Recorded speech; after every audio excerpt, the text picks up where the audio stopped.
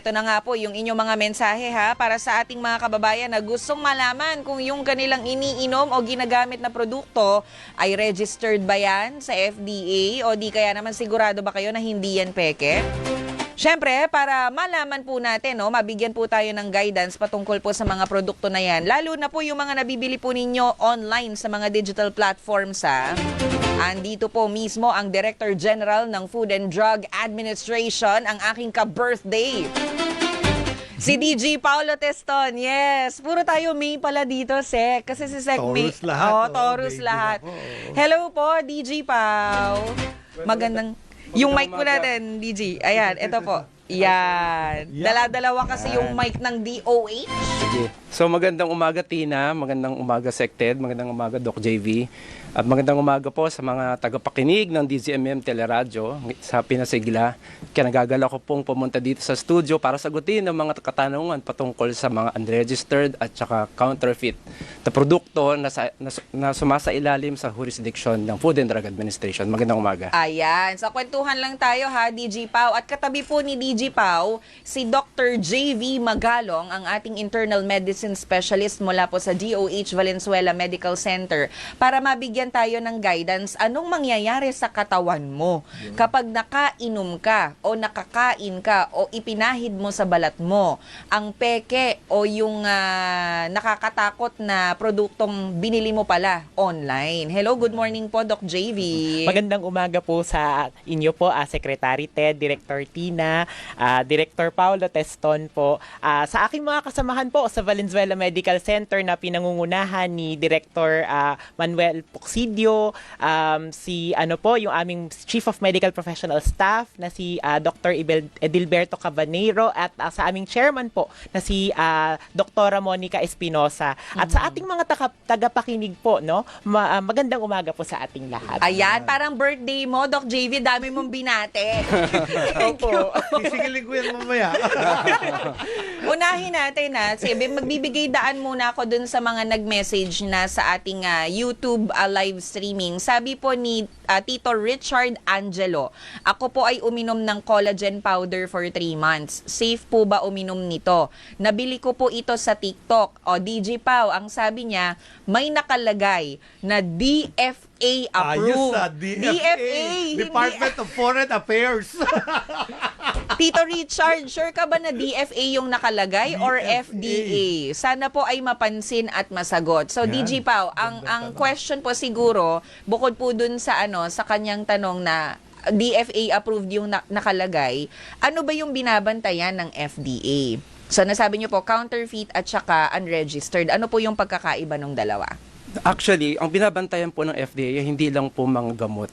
Napakalaki po ng jurisdiction ng FDA kasi covered din po niya ang bukod sa gamot, kasama rin po ang pagkain, kosmetiko, yung tinatawag pong household urban hazardous substances, pati po yung mga medical device. X-ray, CT scan, MRIs, lahat po yan kasama po yan sa jurisdiction ng FDA. Kaya po patungkol po doon sa tanong ng ating televiewer o kayo nakikinig po sa radyo, kung ang produkto po na yan ay hindi po rehistrado sa FDA, ang ibig sabihin po nun ay hindi po siya dumaan sa masusing pagsusuri ng ating mga scientists, evaluators sa FDA, hindi po nakakasigurado yung consumer kung ito po ay safe sa balat, kung saan man po gagamitin siya. Therefore, malaki po ang risk na magkakaroon po ng adverse reaction po dun sa produkto kasi hindi nga po siya dumaan sa masusing pag-aaral o pagsusuri ng Food and Drug Administration. So ano po yung hahanapin ni Tito Richard sa binili niya? Kasi binili daw niya ito sa TikTok. So una, lahat po ba ng binibenta sa TikTok ay dumadaan sa FDA? Pangalawa, paano po malalaman ng consumer? Ano po yung hahanapin? May tatak ba o meron bang sticker? Well, una po sa lahat, nakalagay po sa batas na dapat po lahat ng produkto na binebenta sa merkado na classified po sa tinatawag nating health product, dapat po siya ay rehistrado sa Food and Drug Administration. Batas yan, 2009. Republic Act 9711 po. Yun. Actually, ang Republic Act 9711 po, isa po siyang pag-amyenda sa isa pang naunang batas, ang Republic Act number 3720. Ito po nire-require niya lahat ng mga gamot, Kosmetiko, medical device at saka household urban hazardous substances, pati po pagkain na rehistrado. Paano niyo po malalaman na rehistrado siya? Meron pong tinatawag na FDA portal. Yun. Yung FDA portal po, isa po siyang platform sa FDA website kung saan pwede niyo pong i-type yung pangalan po ng produkto para ma-verify po kung siya po ay rehistrado o hindi. At sa bago pong FDA portal, lalabas din po kung merong advisory patungkol po doon sa produkto na yan. So ano yun? fda.gov.ph. .ph. Okay. O, ayan po fda.gov.ph.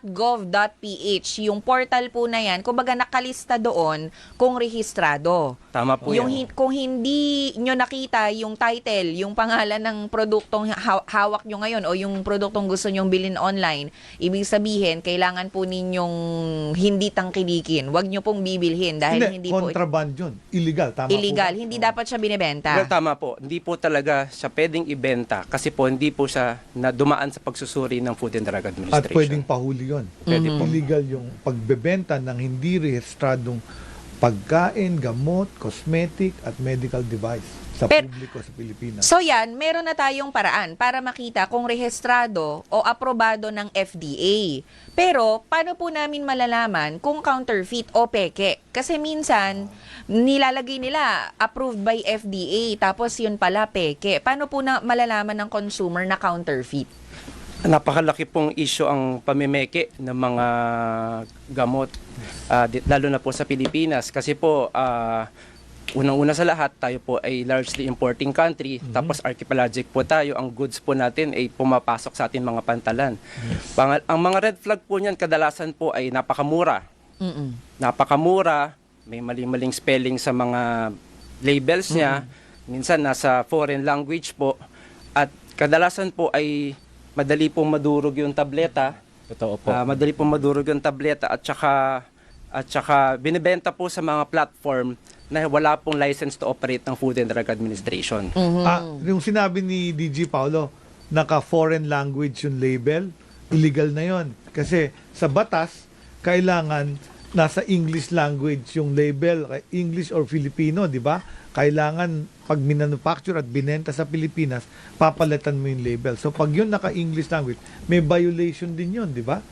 At dapat po kasi, yes po, Sected, kailangan po kasi naintindihan po ng consumer kung ano po yung produkto na kinukonsumo nila. At dito po sa Pilipinas, ang recognize po natin na language ay siyempre po ang wikang Filipino at siyempre po by way of second language, ang wikang English po. Pag hindi po yan nasa wikang Pilipino o nasa wikang English, mahirap po na malaman ng consumer kung para saan po ba ito, saan po ito galing, sino po ba yung nagbenta nito, yung manufacturing nito. Dahil kailangan pong malaman ng consumer to para kung sakali man po may adverse reaction pagkatapos po i-consume nito, meron po tayong pwedeng habulin, meron po tayong pwedeng gawing hakbang para, for example po, ma-recall yung produkto kung na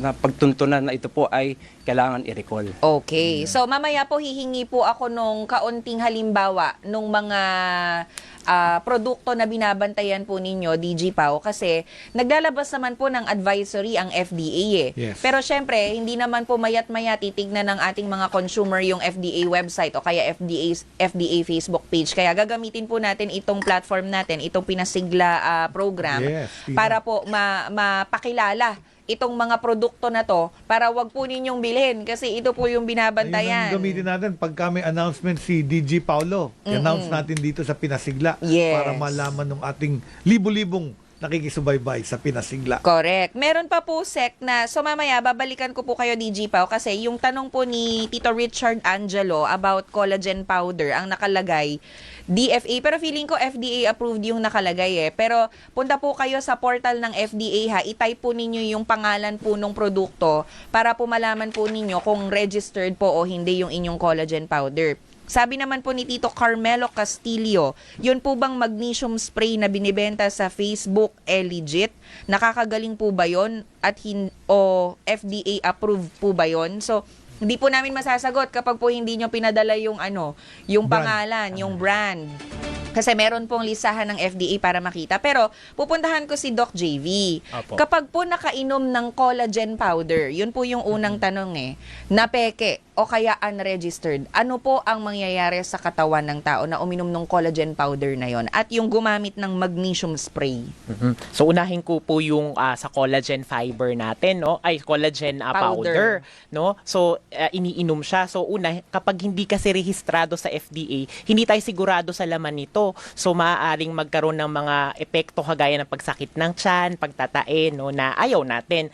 Besides, no, yung epekto niya, 'di ba? Binili natin siya para pampaganda ng kutis. Hindi natin kayang sabihin, no, or i-expect na talagang mabisa ito para gumanda ang kutis natin, no? So usually, anong side effect ng collagen powder kapag peke? Yun po, usually po ang nababalitaan po namin sa yung nakikita po namin sa literature po, no, ay sumasakit po yung tiyan nila, minsan po nagsusuka, tapos kasi minsan nagtatae kasi yung mga reaction sa tiyan lalo pag hindi ka po hiyang kasi ang collagen fiber, collagen powder po, protina po yan. So hindi po lahat ng protina ay tinatanggap po lalo na kung medyo maselan po yung ating tiyan. Yung magnesium spray naman, para saan ba yun, Sek? Magnesium spray, tama ba? Oo, magnesium spray. Magnesium is one of our trace elements, and it's actually important sa yung immune system, ganon. Kaya maraming nag-a-advise niyan na mag-take niyang magnesium. I take magnesium. Pero yung magnesium spray na nabibili dapat po ba yan prescription o ito nabili niya kasi sa Facebook eh.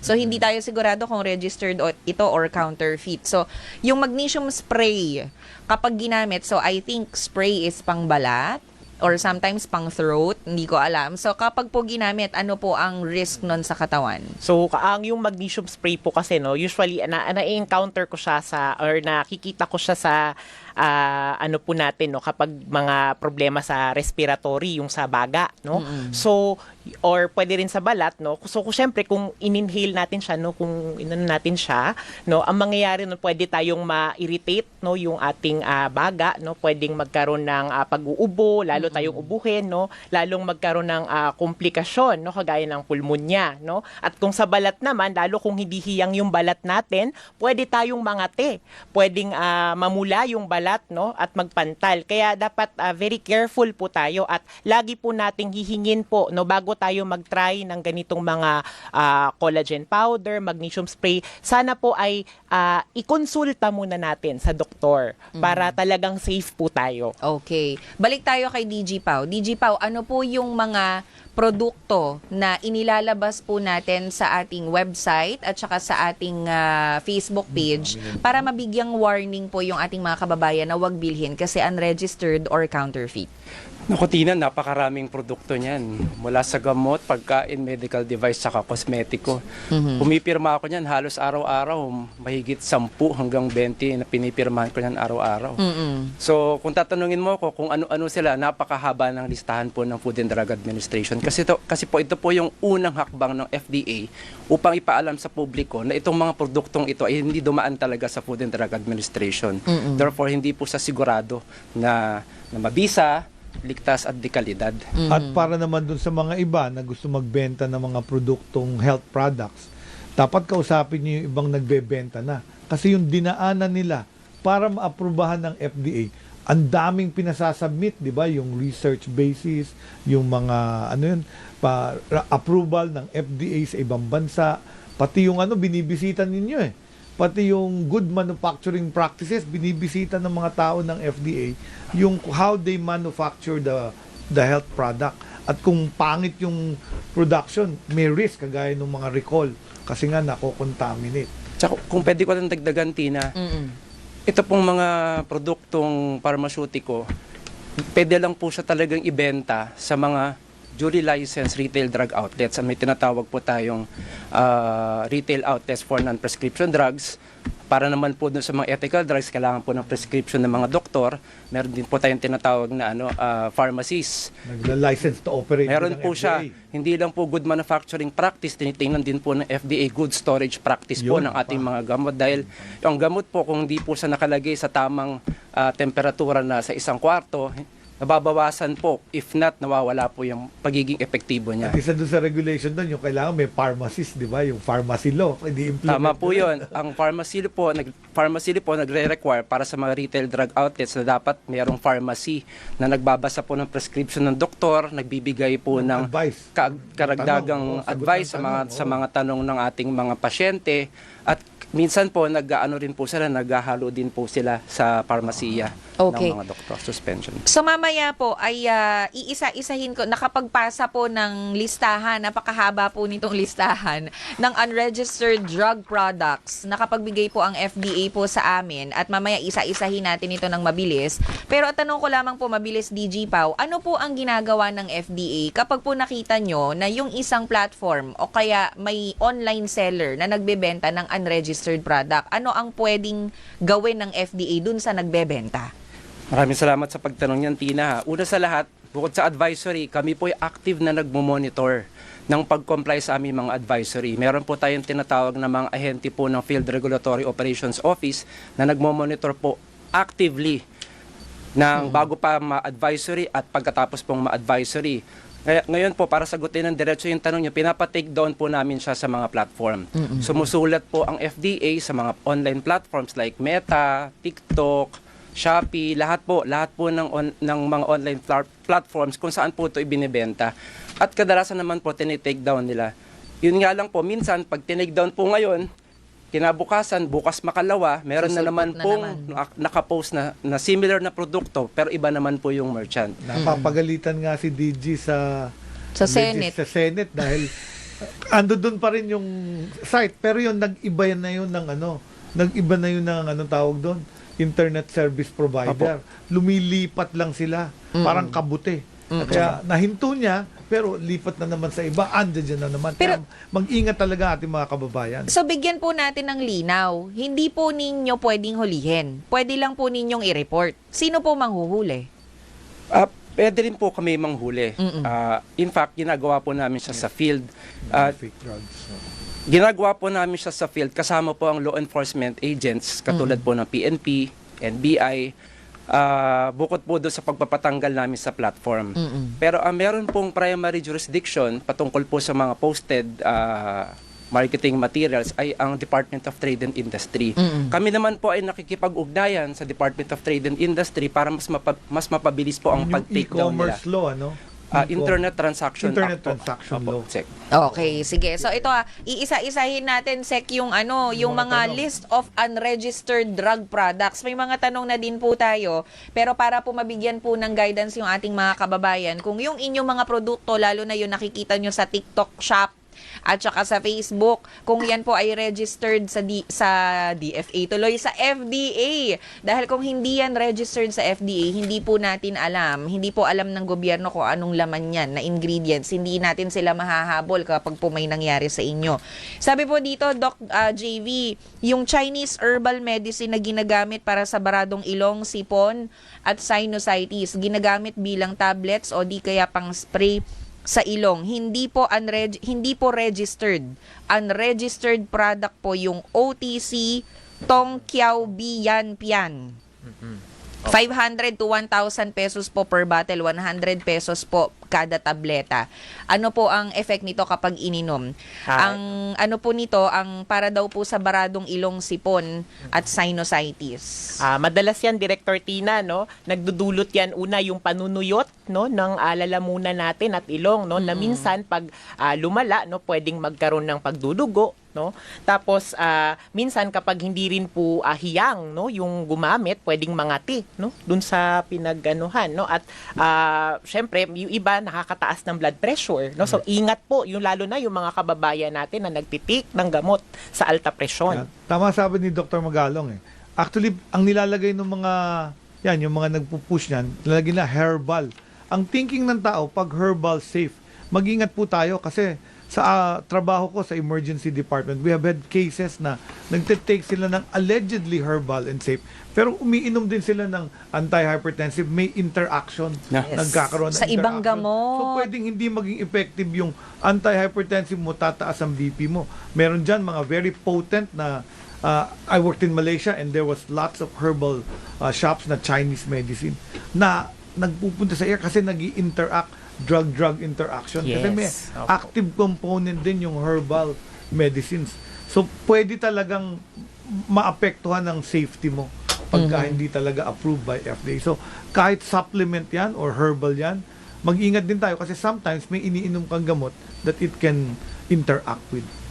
Para dun sa mga, lalo na yun nga po, yung mga umiinom ng maintenance medicines, baka mag-react po yan Oo. dun sa mga maintenance nyo. Correct. Kaya nakalagay doon sa produkto na nirehistro ng na nag-register as food supplement. Yun yung category niyan. Ano yun? No approved therapeutic. No Therapeutic approved claims. therapeutic claim. Kasi hindi rin sila pwede mag-advertise na effective itong herbal medicine na to sa ganito kasi hindi yun proven. So kailangan mag-submit sila ng paper, research paper na totoong proven yon. Pag nag-claim sila yun, violation din yon. Okay. Meron pang isa, bibigyan ko lang ng oras to yung ano to? Aloe activator. Aloe Para vera. aloe vera para daw malinis yung sugat, yung paso at saka para daw sa mga pimples na nangangate para kuminis ang balat. Aloe activator, hindi din po ito registered sa FDA. Pag ginamit, ano pong mangyayari sa balat? Actually, ano po yan, lalo kung hindi hiyang yung balat natin, yung gumagamit, pwede yung mangate, mamantal, no? So, dapat very, very careful tayo. Titignan natin, ipapakonsulta natin sa doktor bago tayo gumamit ng mga ganito. At yung bisa pa, no? Kasi kung gagamitin natin sa mga peklat, mga pimple, no? Baka hindi rin kasi maging effective. So, lagi po nating hihingin yung opinion ng doktor natin. So sa traditional herbal medicine, ang aloe vera talaga, yung sap niya is useful for wounds and burns kasi may cooling effect siya. Pero once you manufacture that, may mga tinatawag na excipients. Excipients. It's the excipients sometimes yung nakakakos ng allergy or toxic chemical. So, kung ako sa inyo, magtanim na lang kayo ng aloe vera, i-break nyo at ilagay nyo. Ilagay. Mas safe yun. Kaysa bibili kanyang produkto na hindi registered kasi tinitingnan nila doon kung ano yung excipient na nilagay mo. Okay. Eto naman po, galing kay RC Gacho. Good morning po. May nagbenta po ng Tirzepatide online. Hindi po ba yun need ng prescription? Madami din pong tumatangkili kahit hindi nila alam na need muna magpa-check sa doktor. DG Pau. Well, Tina, the mere fact na binenta siya online at prescription drug siya, it's per se illegal po talaga siya. Hindi po talaga siya pa pwedeng ibenta, lalo na po ang ethical drugs that requires prescription online. Kailangan po nito ng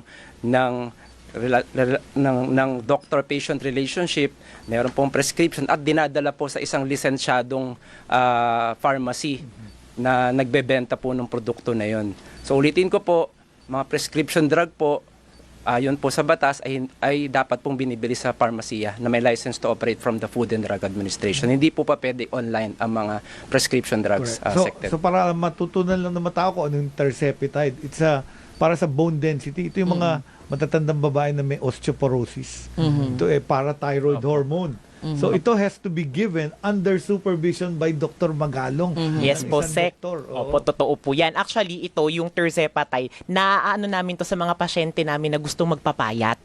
So, yan. Kailangan may prescription. Off-label Off-label use. use. So yan pa Off-label isang use. pag-usapan Yan natin. yung gusto kong pag-usapan Explain dito. mo nga yung off-label use. Oo. So, off-label, ibig sabihin, ito ay indikasyon na hindi aprobado ng doktor.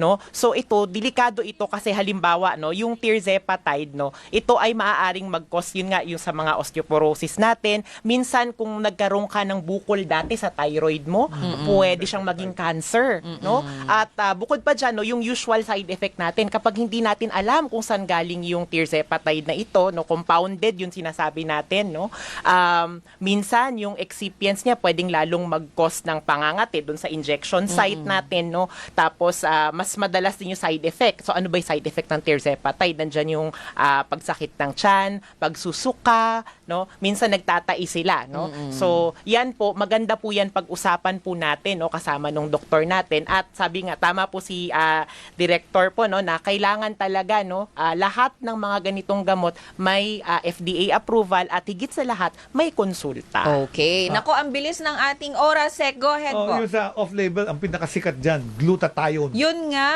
Yung glutathione, ginagamit ng marami yan para pampuputi.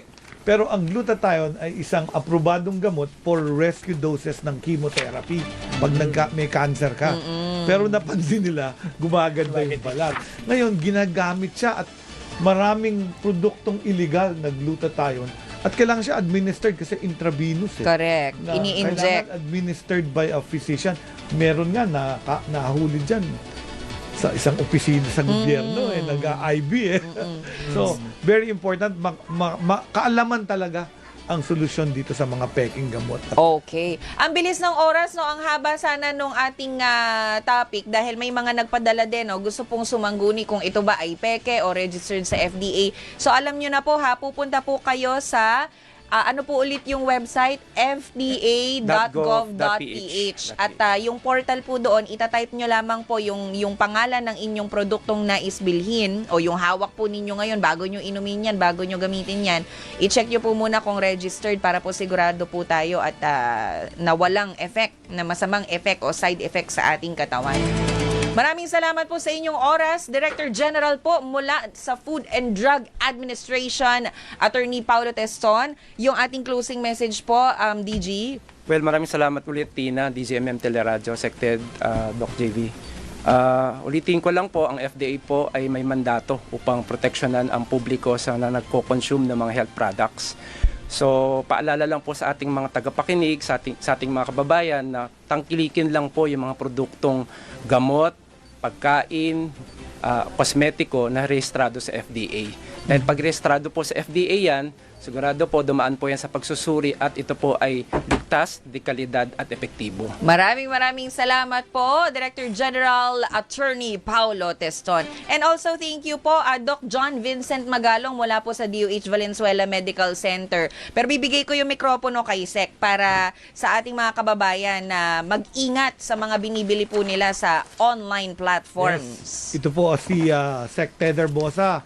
Mag-ingat po tayo sa ating kalusugan. Mas mahal po pag mapa-ospital kayo dahil dyan sa mga komplikasyon ng mga unregistered products. So, ang FDA ay nandiyan dyan para sa safety ng ating mamamayan. So, pumunta kayo sa website nila, magtanong before you click and buy that medicine online.